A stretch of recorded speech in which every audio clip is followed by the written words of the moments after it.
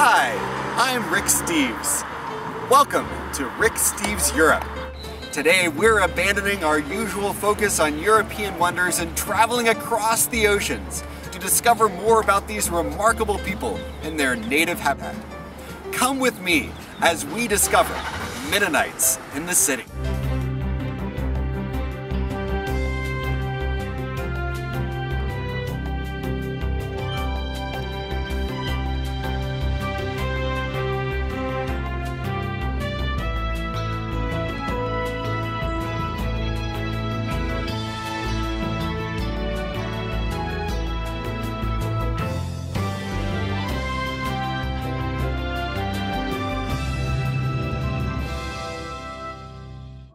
In this building, Mennonites gather each week to worship, sing, and listen to the Word.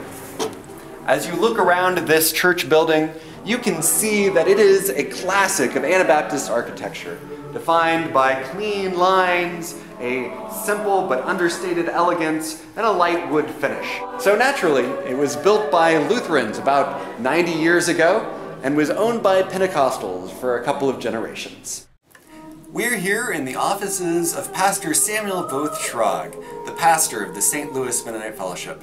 At this very desk, he spends countless hours studying the Word, reading the Scriptures, and writing sermons to bring faith and life to the community here in St. Louis.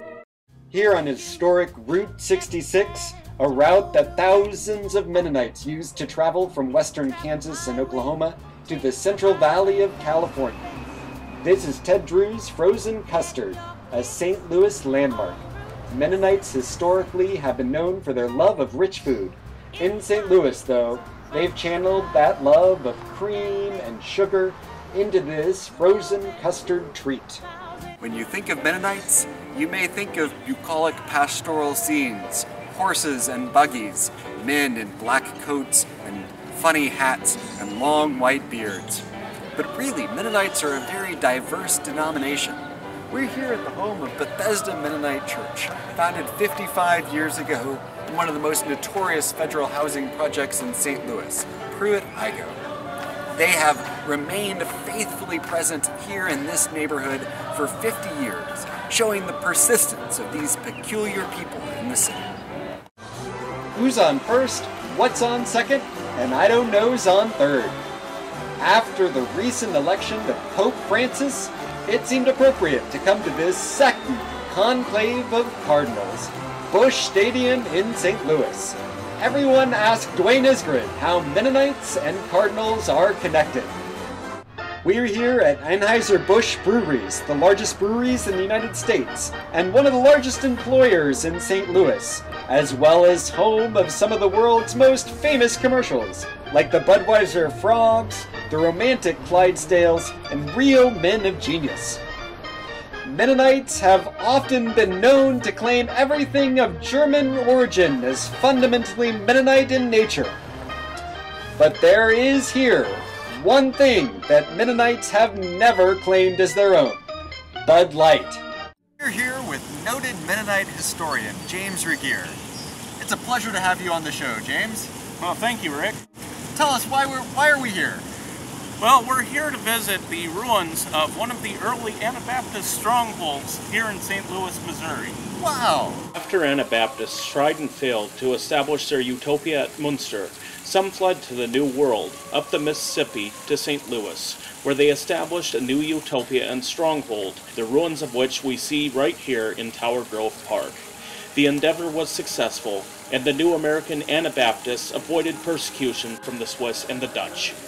But after a while, the Mennonites realized they were managing to avoid a lot of persecutions, and there was no way to perpetuate the martyrdom complex if they just stay here in North America.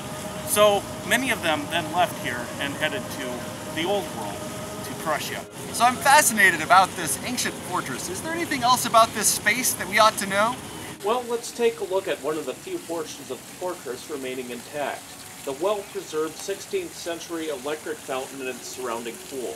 Now, both of these showcase the importance of water in Anabaptist theology, where it's paramount for baptizing believers and their wheat crop. Well, that's quite good to know. Another piece of interesting history about the early Anabaptists and the Mennonites in St. Louis. Thank you, Mr. Regier. It's been a pleasure. Thank you, Rick. We're here at Plowshare and Crafts, a fair trade store in the popular shopping district known as the Loop, where Mennonites have gathered to sell fair trade items designed to be good for both the consumers and the people who made them. It's one small step of protest against a global financial system that's left billions impoverished. And as a special treat, we're welcomed by Yvette Yoder, who's one of the Mennonite volunteers who's serving here at Plowshare and Crafts. Yvette, would you share with everybody what the official motto of Plowshare and Crafts is? Don't blame me, I'm just a volunteer. Imo's Pizza, the square beyond repair. This St. Louis landmark pizza joint covers its pizza from edge to edge, the light dusting of toppings, and a heaping helping of Provel cheese. Locals swear by it, but everybody from out of town is mystified by their fascination. Since Mennonites in St. Louis are more than half people moving in from out of town, this is generally a point of contention in the congregational setting. And since I'm not from around either, we'll be going somewhere else for lunch.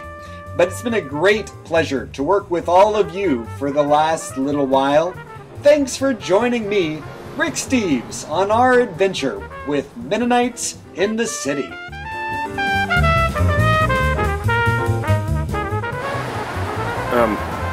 We're rolling. St. James the Greater.